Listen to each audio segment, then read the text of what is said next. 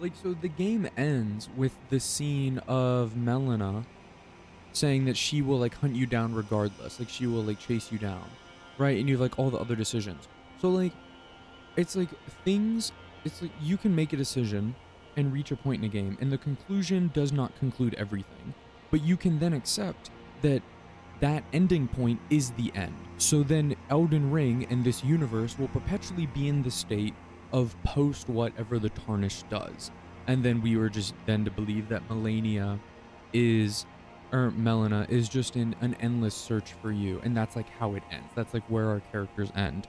Instead of like wrapping it up and finishing things off and like everyone, it's the end of the script essentially. Even if there is more that could happen, like her, she still has motivation, she still has goals. There are still wrongs in the world. And I guess depends on your ending, right? But it's like yeah, open ended, where it's just like there are still some parts that are moving, but what has been set up for the game has concluded, and just because there are other things doesn't mean we need other things. Because technically Mikola's stuff is concluded, so to speak. It was just a mystery, and it's good intrigue for what could have made the DLC. And also the Melina stuff, Melina, that stuff is kind of really linked to the base game, and Mikola is very much optional. I mean, the entire Halig tree is optional. Moog's is Moog optional? Yeah, Moog's optional. So it's like they're very different. They're a very different set of completions that you can do that is connected to the main conclusion of the game, of the lands in between. That's what it is, versus I guess where we are now, right? So yeah, it's cool because it's like, what would they make another? Like, if they were to make anything, even a smaller DLC, what would they make? But also, I'm kind of okay with that. Like, I definitely want more because you're always gonna want more. But then you also have to think like, what are they gonna do next time? Like, what is going to be the Elden Ring 2? Like, what is gonna be like the next IP? Because it's more than 3 years away, without a shadow of a doubt. It's more than 3 to 5 at minimum, right? Because they're gonna have pre-production, they're gonna have writing. Like, I remember hearing about the Elden Ring like leaks and trailers and build up before it even happened, before I even really cared. Cause I cared even less about the games back then, FromSoft games, back whenever the Demon Souls remake happened, and people were like, "Oh yeah, like we really want this and that," and apparently Elden Ring was gonna have like the best co-op systems, and that's why I was like, "Oh, I'm kind of excited for that," because I think there was a, I'm mistaken, there was like a leaked Elden Ring thing. Like it used to be in production way back when, but it was a canceled project, and this was like on like 2 generations of consoles ago. And there's like a boss that you fight in an arena, and it's supposed to be like fully co-op, like true co-op, not like zone in and like be a spectral in my world, like co-op, like what the seamless co-op mod is. And I remember being like, oh man, if it's co-op, then I'll care, because that's kind of how I played games.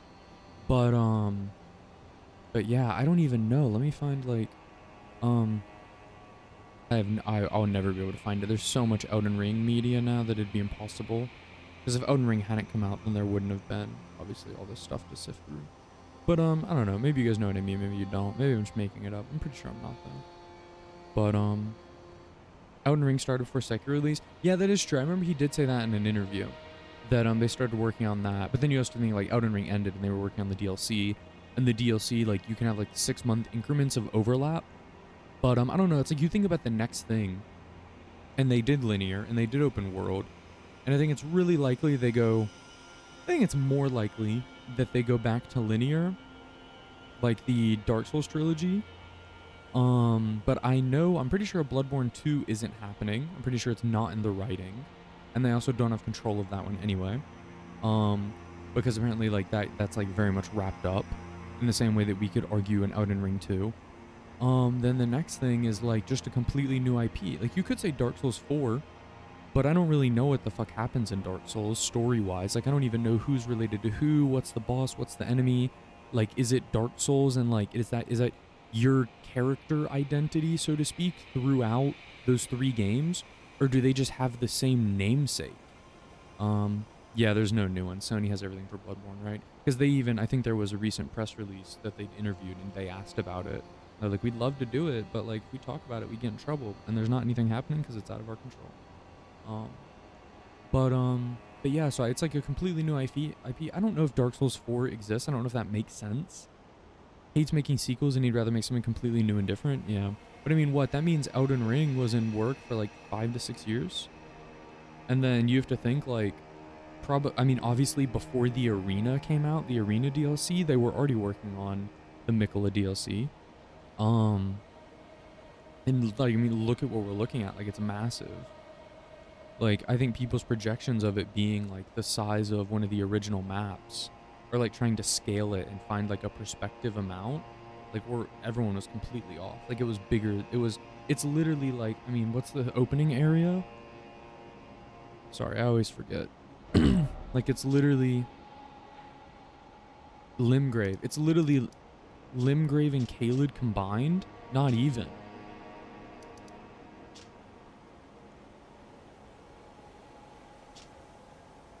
Like, it's like Limgrave, Caelid, and the mountaintops combined. Like, if you just look at map size, you could say Lemuria, the lakes, but a lot of that is wasted open space because of the water. So I feel like it is at least half of the game. Like, half of the game's major regions. Like, I know there's like the optional stuff over there, the optional stuff over there. I know there's the lower levels. I know there's like the sewers. But like, in terms of just like map size, and also I think there's been dramatically less dungeons in the DLC. Maybe I just haven't found them, but I feel like from like this area inside of Atlas Plateau, like I feel like this area, just the outer area of Atlas Plateau, had way more like dungeons, catacombs. Like there's like 2 right here. There's like one over there, another one right here. Like all these ruins and just like little separate sections. There's way more of that in the base game than this game. Like here, there's like less than half the amount. I mean, what you got? The lava intake, which was bait, which was clickbait. You got, I mean, I don't know. There's like been like 2 or 3. There was one of the catacombs that I did. So I think I've only done like 4 or 5, and then like 2 legacy dungeons, and the legacy dungeons have been dramatically smaller. Now, granted, this section obviously does look way smaller than Stormvale. Actually, I lied. The map size doesn't really matter, but that doesn't really sell like Stormvale is like shit. That's like 5 hours. For like the first timing, at least 4 maybe, depending on how like leveled up you are. Like, you get what I mean. Like, if you just think about the size. And also I still will never give in about this. Like, I still have no idea what this is, because that's exactly what it looks like. That's the writing that it looks like when it's not discovered. Like, maybe this is just supposed to say the lands in between, but like, why would there be like a combined cloud there? Because you can't really say it's just like a cloud for like visuals, like clouds moving by. Because there could be like 3 smaller ones, like there could be a cloud right here. You're really just circled around clouds. Like, this just looks too intentional. And with writing underneath it, it just looks way too intentional. Even though it doesn't have like the little ribbon stripe that the rest have, I just haven't given in on that. Yeah, I don't know. But there's a cool video about that. Ooh, please do. If there's a video, send it. Or at least hold on to it for later. But yeah, so I don't know. I just think about it, and it's like, I think about their future game, and I think to myself, like, Elden Ring, exceptional, right? There were some, like, I feel like it's more likely than not they go back to linear. Because, one, the game's going to be faster to be made. There's going to be, they've made more games like that. And then they can also still make some larger sections that aren't exactly open world. So like primary, legacy, secondary, open world, right? Just less corridors, less linearity. Or you just flip the coin and you say, okay, we did Elden Ring stuff. We did exploration. We really like that. We felt like that gave players a lot of tools. It let them experience. They got to choose their own content, like a dungeon, a outside boss, a legacy dungeon, an inside boss, of catacombs, right? So let's just take that, but let's, instead of being like 60-40 or maybe 70-30 outdoor and linear, let's just scale it down a little bit more. So it's more linear, a better balance maybe. That's what I agree. They'll most likely implement on the open world design just on a smaller scale. Yeah, like I feel like a game, like I feel like if you take Elden Ring and you just remove the optional stuff and you leave everything else in there, it's still a perfectly fine game. Like, It's almost running into the Final Fantasy Rebirth situation where there's like too much to do. Not that it's bad, but it's just like holy, like 3x, 4x the value. Like it's insane. Um, and there's so much content and so much to eat away at. And so I think like what there's so many quality lives, the presets, not controls necessarily, but like the accessibility that people complain about. Like they won't exactly have to change or redesign their menu style. They could with a new IP, assuming that IP maybe is less medievally, right? Because they would need new assets, new templates, kind of something that's whatever new IP is more different from Elden Ring to the new IP than like Elden Ring to Bloodborne is, right? Because these are still very gritty melee, and I mean that is what they're gonna make. But it's not like I don't think FromSoftware necessarily spawns their next IP and it's like like in a cyberpunk universe and it's all techie, like Genshin Impact to Zenless Zone Zero. Like that just doesn't happen. Like their knack is medieval. Their knack is like gritty, dark night. Like just like a lot of it is born from that. And I mean, I'm not saying they have to stay there because obviously they did Asian stuff, right? And they did like mythological creatures. What is it? Is the Sekiro, is it Japanese or Chinese? I don't actually know. But like, you know, they dabbled in that. That's not exactly medieval, but it's still old timey in the sense of weapons timeline. Yeah, Armored Core, you're not wrong, but I feel like I love Armored Core. I did play like some of the original Armored Cores, like 3 and 4, I think. But I think if we're having the conversation about FromSoft games, no one else is going to be like I don't think anyone counts Armored Core as the FromSoft experience as we would be talking about the next IP after Elden Ring. Like I don't think Armored Core just came out, Rubicon. I don't think another Armored Core comes out and people are like, this is what counts for post Elden Ring. Like these things are completely different gaming experiences. Now, hypothetically, could they make an Armored Core game after making Rubicon and people being really hype about it? Could they make an Armored Core game way more Souls-like? They totally could. And a lot of people expected that Armored Core, like how Souls-like is it going to be? Dude, there were so many video essays of being like, oh, well, it's going to be so interesting because now with all of their learnings and teachings in like a different genre, like fantasy setting, like they're going to go into, and it's like, okay, well, we were kind of wrong. Like, yeah, there's like, oh, and then there's this character and he does like a mecha energy shield parry. Like, it's like, okay, actually, nope, that's just how they decided to evolve Armored Core, completely separate of their teachings from other stuff in terms of level design, map layout, content. Like it was mission, like it was like PvP, like it's just a completely different beast just under the same umbrella.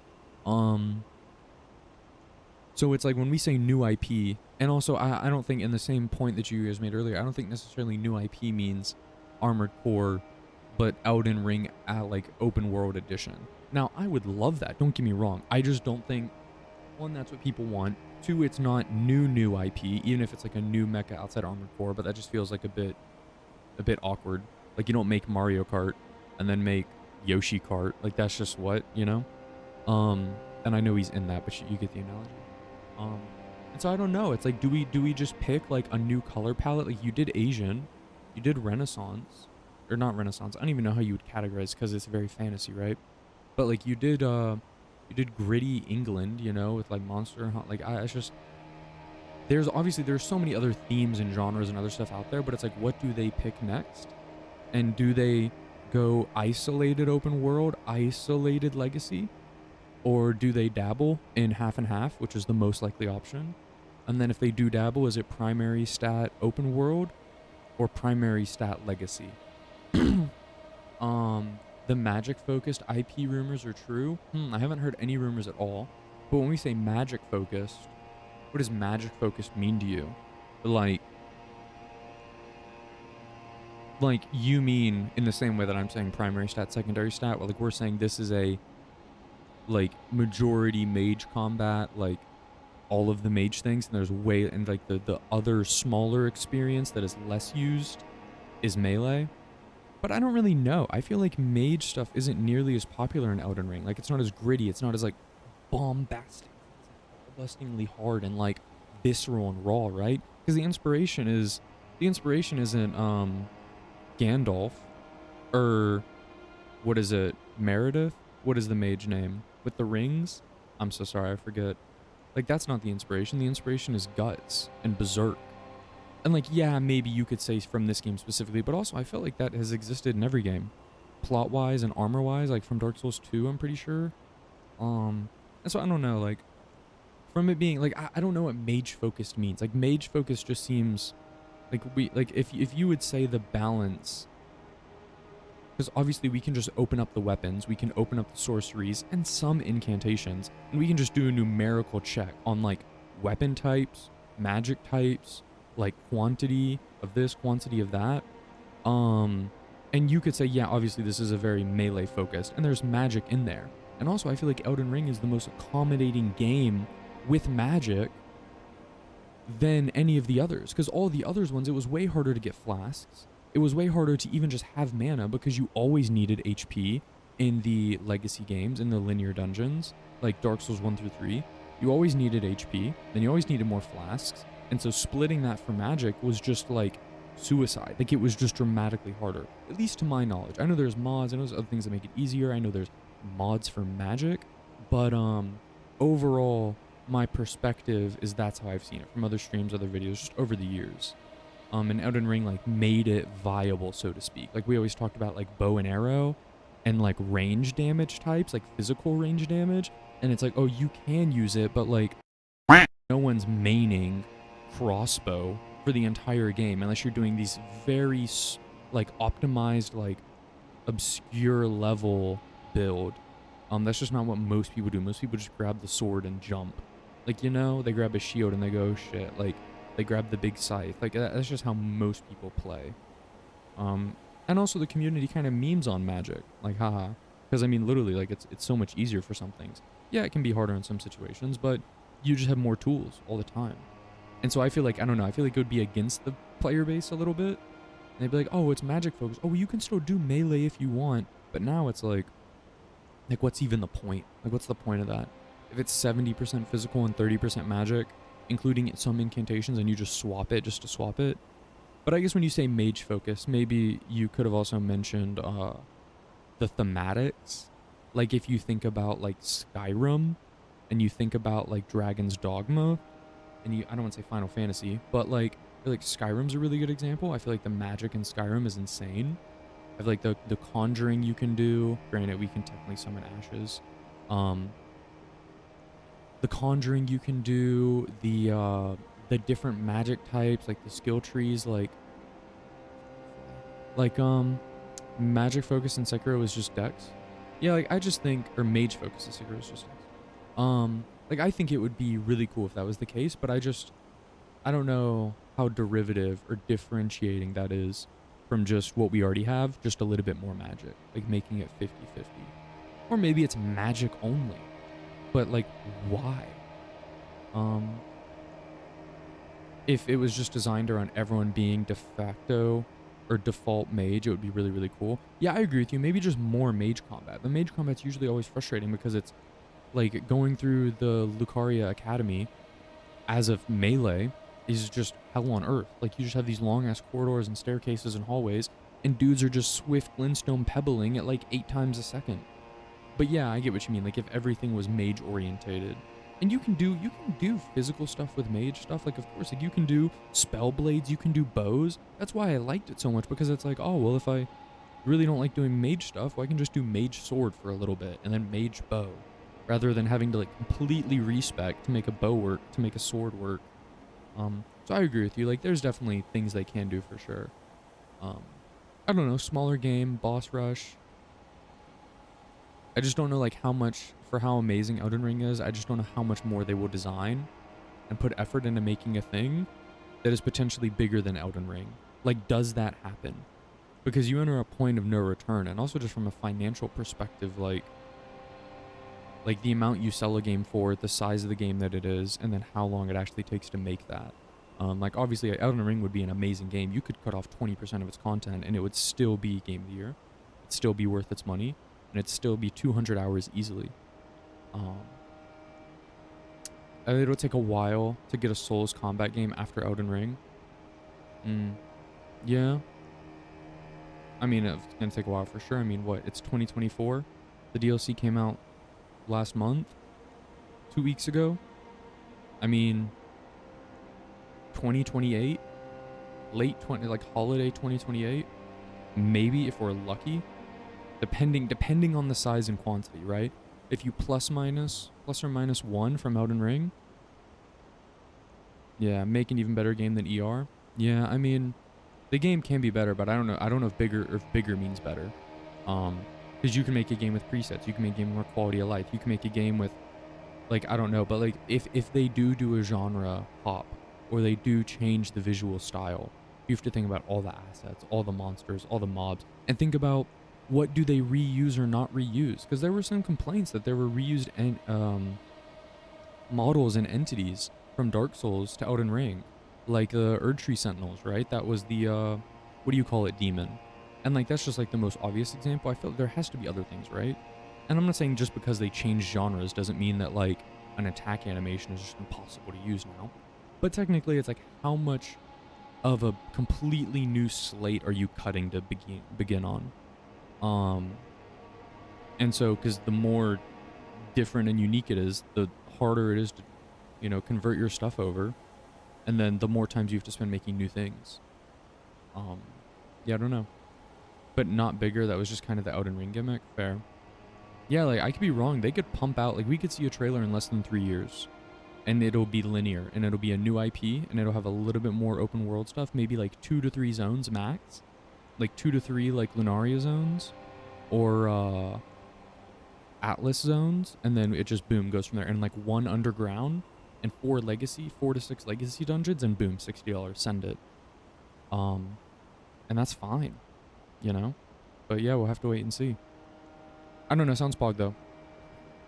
I can't wait. It's fun to dabble, but I'm so, as much as I am connected and as much as I am detached from the Elden Ring experience or just like FromSoft in general and like the games and being like a cult follower, I can just sit on the sidelines and just wait. And when it's here, you know?